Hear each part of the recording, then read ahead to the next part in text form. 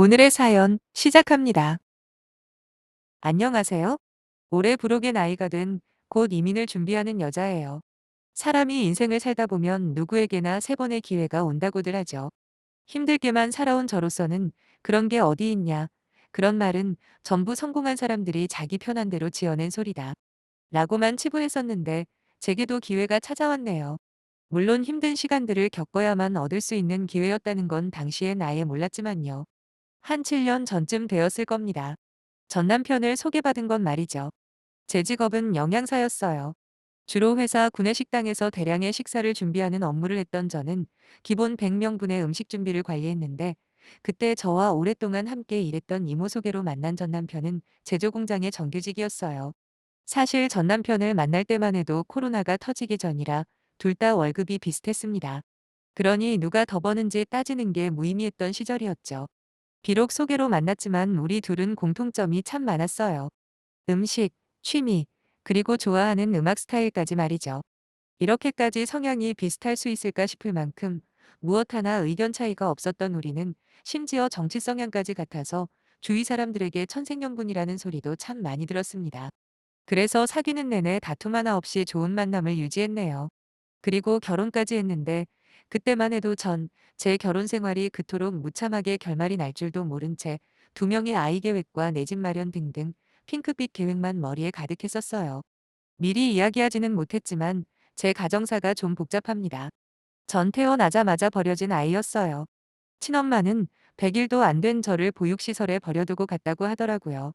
쪽지를 하나 남겼는데 거기엔 제가 태어난 날짜와 시간, 그리고 딱 이름 세 글자만 적혀 있었대요. 어릴 때는 얼마나 나를 버린 부모를 원망하고 저주했는지 몰라요. 사람마다 제각각이겠지만 40이라는 나이가 되고 저 또한 살아보니 뜻대로 안 되는 일이 더 많다는 걸 깨달았어요. 그러니 오죽하면 자식을 버렸을까 하는 마음이 더 커지더라고요. 지금은 원망보단 죽기 전에 한 번이라도 얼굴이나 직접 보고 대체 어떤 사연이 있었길래 자기 속으로 배 아파 낳은 딸을 버릴 수밖에 없었는지 물어보고 싶은 마음뿐이네요. 원망도 미움도 모조리 동일한 느낌이에요. 원망이던 미움이던 할 만큼 했거든요.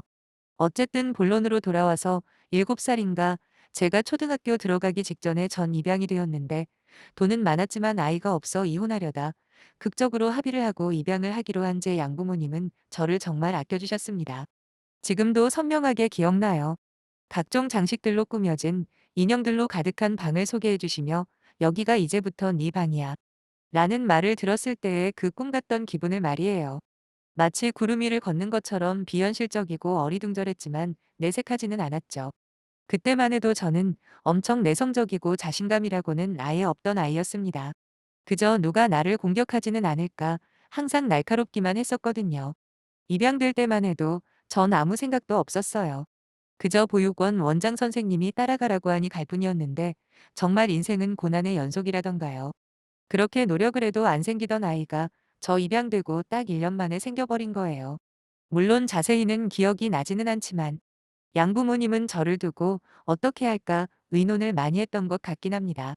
결론은 그냥 키우자였지만 그때부터 저는 서열이 완전히 밀려서 또 다시 눈치밥을 먹기 시작했죠. 저도 압니다. 그 상황에서 저희 양부모님이 어떤 선택을 할 수 있었겠습니까? 저 때문에 아이를 지울 수도 없는 노릇이고, 그렇다고 기껏 입양까지 한 저를 버릴 수도 없었으니 그냥 키우신 거겠죠. 고등학교 졸업할 때까지 저는 그렇게 있는 듯 없는 듯 자랐고 그 흔한 학원 한 번 안 보내주시더군요. 그에 반해 동생은 과외다 유학이다 할 수 있는 모든 지원은 다 받았지만요. 그래도 전혀 서운하지 않아요. 어찌되었든 저를 별탈 없이 키워준 은혜는 잊으면 안 되죠. 그래서 지금도 매년 명절이면 찾아뵙고 가끔씩 연락도 드립니다. 뭐 갈 때마다 얼굴에 드러날 정도로 반갑지 않다는 내색을 하시지만 제가 지켜야 할 예의는 다해야 한다고 생각하기 때문에 그런 거 상관없이 안부 전화 꼬박꼬박 드리고 있습니다. 고등학교 졸업하자마자 저는 대학교 옆에 자취를 시작했습니다. 사실 그 대학교에 지원하게 된 유일한 이유가 바로 전액 장학금을 주는 학교라는 거 말고는 없다 보니 그리 유명하거나 취업이 잘 되는 대학교는 아니었습니다. 생활비는 제 힘으로 4년 내내 벌어서 썼고요. 과외는 기본이고 학교 근처 가게들에서 서빙이며 주방일이며 잠자는 시간을 제외하고는 거의 알바하는 데 다 썼네요. 물론 공부할 시간은 최대한 짜냈고요. 졸업하고 영양사로 일하게 되면서 그제야 조금 숨을 돌리겠더라고요. 양부모님은 딱 고등학교까지만 지원해 주시고 제가 생활비는 안 모자라는지 학교는 잘 다니는지 한 번 먼저 물어보신 적 없을 만큼 무관심하셨습니다. 그나마 제가 먼저 가끔 전화드리면서 어떻게 지내는지 알려드리는 게 전부였죠. 그런 제 가정사와 과거를 다 알게 된 전 남편은 결혼하면 진짜 가족이 돼주겠다는 약속을 했고 아직 순진했던 전 철석같이 그 약속을 믿었네요. 제 아픈 가정사를 약점으로 이용할 인간이라는 건 꿈에도 모르고 말이죠. 3년의 연애 끝에 결혼을 했는데 그때도 참 말이 많았습니다. 양부모님은 결혼식에는 참석할 수 있으나 다른 지원은 어렵겠다 하셔서 혼수도 직장인 대출 받아서 겨우 했고요. 거기다 시댁 쪽에선 친정이 변변치 못한 점과 고아라는 제 과거를 빌미 잡아 별별 꼬투리 다 잡으면서 벌써부터 제 길을 잡으려고 했는데 이게 참 미치겠는 게 틀린 말은 없으니 뭐라고 딱히 반박하기가 애매하더라고요. 그래서 그냥 한 귀로 듣고 한 귀로 흘리면서 무시했습니다. 그냥 남편 될 사람만 보고 가자 그렇게 생각했죠. 하지만 결혼하고 코로나가 터지더군요. 아시다시피 얼마나 많은 사회 전반에 피해가 있었나요? 제가 일하는 회사도 마찬가지였고요. 인원 감축이다 뭐다 해서 식당 운영에 큰 차질이 왔어요. 그래서 저희는 교대 근무를 하기 시작했는데 그것도 확진자가 나왔다 하면 일주일은 기본으로 쉬어야 하는데 참 힘든 시기였습니다. 그러다 보니 제 월급은 반토막이 아니라 거의 3분의 1 수준으로 줄어들었는데 시어머니가 그걸 자꾸 꼬투리 잡는 거예요. 이유는 단 한 가지. 자기 아들이 더 많이 벌어오는데도 집안일까지 도와준다는 거였습니다. 비록 나중에는 시어머니 편을 들면서 제게 큰 상처를 주긴 했지만 그 당시만 해도 남편은 저한테 참 다정하게 대했거든요. 거기다 집안일도 잘 도와주고 그랬는데 그런 모습들이 시어머니 눈에 거슬렸나 봐요. 저희 집이 시댁이랑 30분 거리라 시도 때도 없이 불쑥불쑥 들이닥치곤 했는데 그때마다 음식 쓰레기를 버리거나 설거지를 도와주는 전 남편을 발견할 때마다 정작 자기 아들한테는 아무 말도 못하면서 저는 그렇게 들들 볶아대더군요. 거기다 제 월급이 겨우 150 정도까지 줄어들었다는 이야기를 들은 후부터는 요즘 시대에는 여자도 무조건 1인분은 벌어야 한다며 남자랑 너무 차이가 나도 못 쓰는 거라고 대놓고 저를 저격하는데 처음에는 제 편을 들어주던 전 남편도 시간이 지날수록 시어머니 말에 동조를 하는 겁니다. 그러면서 집안일에 소홀하기 시작하는데 그때 처음 알았어요. 팔은 무조건 안으로 굽는 게 맞다는 걸요. 하지만 어디 하소연할 친정이 있는 것도 아니고 형제자매가 있는 것도 아닌 저는 오로지 혼자 감내해야만 했습니다. 그러다 기적같이 엄청난 기회가 찾아오는데 제가 살고 있는 지역 이름을 구체적으로 밝힐 수는 없지만 지역 특성상 외국인들이 많은 곳입니다. 섬인 것 같지만 섬이 아니라고만 해두죠. 제가 일하는 회사 역시 마찬가지고요. 그렇게 구박을 받으며 하루하루 말라가던 와중에 어느 날 접촉 사고 현장을 목격을 했어요. 한 50대 한국인 아저씨가 30대 중반 정도 되는 동남아인처럼 보이는 여자에게 막 소리치면서 몰아붙이고 있는 게 아니겠어요? 여기 사는 사람들은 기본적으로 외국인들을 많이 보기 때문에 나름 룰이란 게 정해져 있는데 이게 참 웃겨요. 일단 피부색이 백인 쪽이면 보통 회사에서도 높은 직급일 확률이 높기 때문에 함부로 안 합니다. 하지만 동남아 쪽 외국인들 같은 경우에는 대부분 3D 직종, 즉 낮은 위치에 일을 하기 때문에 다른 지방 한국인들보다 더 함부로 대하는 경향이 있거든요.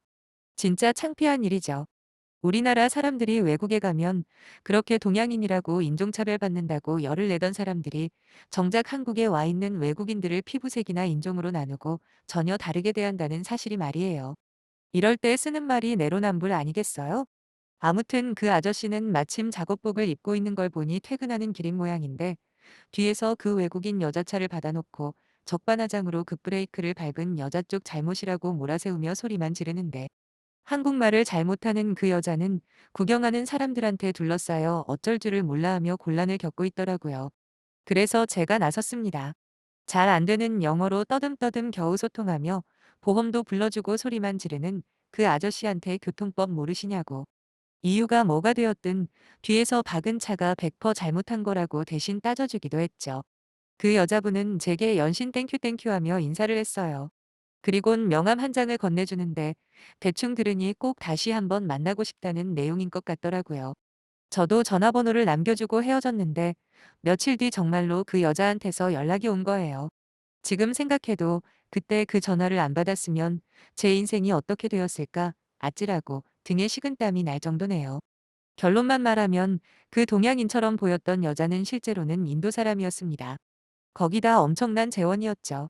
박사학위만 2개 가지고 공학 디자인 쪽으로 되게 실력이 있는 사람이었는데 자기 사무실로 저를 부르더니 고맙다고 계속 인사를 했습니다.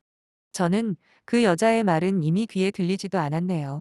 왜냐하면 그 여자가 쓰고 있는 사무실이 너무 넓고 으리으리했거든요. 그때 그 여자의 명함을 좀 유심히 볼 거라는 후회가 될 정도로요. 다시 확인해 본 명함에는 시니어 엔지니어라는 직급이 적혀 있었는데 저도 이 지역에서 제법 오래 일했기 때문에 잘 알아요. 엔지니어급만 돼도 한국 사람은 거의 없을 만큼 많이 배우고 빽 있는 외국 사람들이 거의 다 차지하고 있다는 걸요. 그런데 거기다 시니어까지 붙으면 엄청난 거죠. 본의 아니게 제가 아주 엄청난 사람에게 호의를 베푼 셈이 된 겁니다. 그 여자에게 이야기를 듣자 하니 한국에 온 지는 얼마 안 되었다고 해요. 거기다 방역 수칙 때문에 자기 팀원들이 한국에 입국하는 데 많은 어려움을 겪고 있어서 숙소 문제며 여러 가지 어려움을 겪고 있다고 하길래 제가 그랬습니다. 도와줄 한국 사람이 필요하면 언제든지 편하게 저한테 연락하라고요. 솔직히 말하자면 100% 호의로만 이야기한 건 아니에요. 다른 꿍꿍이가 있었다는 거 인정합니다. 하지만 저는 그게 기회라고 생각했어요. 영양사라는 직업을 후회해 본 적은 없지만 그때만 해도 코로나가 얼마나 오래 갈지 그것 때문에 제대로 돈 못 번다고 시가나 남편한테 눈치를 보는 게 너무 싫어서 어떻게든 조금의 가능성만 있더라도 매달리고 싶은 상황이었거든요. 그 여자를 옆에서 도와주다 보면 콩고물이라도 떨어질지도 모른다는 생각도 있었어요. 그리고 제 예상대로 그렇게 되었고요. 그 후로 사적이던 공적이던 자질구레한 일들을 도와주다 보니 자연스럽게 친해진 제게 그 여자는 어느 날 자기 비서 역할을 부탁하더라고요. 물론 정식으로 비서는 아니었습니다. 자기 팀에 도면 리뷰어라는 자리가 있는데 서류상으로는 그 역할로 들어온 다음 실제 하는 일은 비서 역할을 해달라는 거였죠. 1초도 망설임 없이 저는 무조건 한다고 했습니다. 그리고 많은 도면과 서류들을 받아들고 집에서 공부를 하기 시작했습니다. 최소한 폐는 끼치기 싫었거든요. 하지만 그걸 본 남편은 저를 비웃더라고요. 이제 와서 무슨 공부냐 하면서요. 아무 대답도 안 했습니다. 그리고 이파를 했고 그 다음 달 제 월급은 더 이상 150만 원이 아니었어요. 정확하게 900만 원 조금 넘게 찍히더라고요. 환율 계산해서요. 월급을 확인한 저는 제 눈을 믿을 수가 없었습니다. 사실 정확하게 얼마를 받기로 한 거 없이 자기가 알아서 챙겨주겠다는 말만 믿고 일을 시작한 거거든요. 속으로는 설마 반쪽짜리 영양사보다는 많이 주겠지 라는 생각이었는데 이렇게 많은 돈을 시작부터 받을지는 상상도 못했네요. 더 웃긴 건 처음 몇 달은 이 정도밖에 못 준다며 사과까지 하더라고요. 이거야말로 진짜 제대로 된 기회가 찾아온 거 아니겠어요? 저는 바로 남편한테 알렸어요. 찍소리도 못하더라고요. 문제는 시어머니였습니다. 제가 새로운 일을 시작했다고 하니 처음엔 돈이 되는 일이냐고 물어보시길래 아직은 한 달에 1,000만 원 조금 안 되는데 곧 월 1,000은 충분히 넘을 거예요. 하고 대답했죠. 그랬더니 시어머니는 안색이 확 바뀌시더니 그냥 아무 말도 안 하셨어요. 그런데 그 모습이 너무 얄미운 겁니다. 그동안 저한테 그렇게 돈 적게 번다고 별소리 다 하면서 난리를 쳐놓고 미안하다 한마디 없이 그냥 돌아서는 시어머니가 말이에요. 저는 순간 짜증이 나서 한마디 했습니다.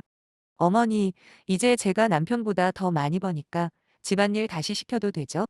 라고요. 이게 그렇게까지 심한 이야기인가요? 솔직히 지금까지 제가 당한 걸 생각하면 충분히 이 정도는 할 수 있잖아요. 그런데 무시하던 며느리가 돈을 많이 버는 게 가뜩이나 마땅찮았던 시어머니는 뭐야 너 돌았니? 하시며 갑자기 달려들어 제 머리채를 잡고 흔드는데 너무 갑작스러운 일이라 그냥 당하고만 있었습니다. 그러면서 어딜 감히 시어머니한테 비아냥대냐고 쌍욕을 하는 시어머니와 제 편을 들어주기는커녕 제가 말이 심했다고 하는 전 남편에게 오만정이 다 떨어져 이혼한다 했죠. 진단석근을 생각은 그땐 못했어요. 그저 하루라도 빨리 이 망할 놈의 집구석에서 탈출하고 싶다는 생각밖에 없었거든요. 자기 엄마가 폭력을 쓴 게 신경 쓰였는지 아니면 이미 제게 마음이 떠났는지는 모르겠지만 순순히 이혼을 해주더라고요. 전 아무 미련 없이 짐 싸서 작은 오피스텔 하나 잡고 그때부터 일만 했어요. 부족한 영어 공부를 하려고 매일같이 영어 단어장을 한 장씩 찢어서 주머니에 넣고 밥 먹을 때나 화장실 갈 때조차 단어를 외우고 그랬네요. 거기다 표면적인 직급은 도면 리뷰어, 입만큼 낙하산이라 아는 거 없다는 말 듣기 싫어 퇴근하고도 새벽에 잠들기 전까지 공부하다 잠들었습니다. 그 덕분에 이혼으로 인한 우울증이나 무력감 같은 걸 느낄 새도 없었고요. 지금은 비서 역할이나 하는 낙하산이 아니라 어엿하게 제자리에서 한 사람의 몫을 하는 중이에요. 남들이 들으면 입이 떡 벌어질 만큼 큰 돈도 벌면서 아주 풍족하게 싱글라이프 즐기고 있습니다. 제가 이혼했다는 말을 들었을 때도 별 반응 없던 양부모님한테도 더 이상 미련 남지 않아 일절 연락 먼저 안 하고요. 현재는 마음씨 착한 남자와 알콩달콩 연애도 하며 나름 행복하게 지내고 있어요.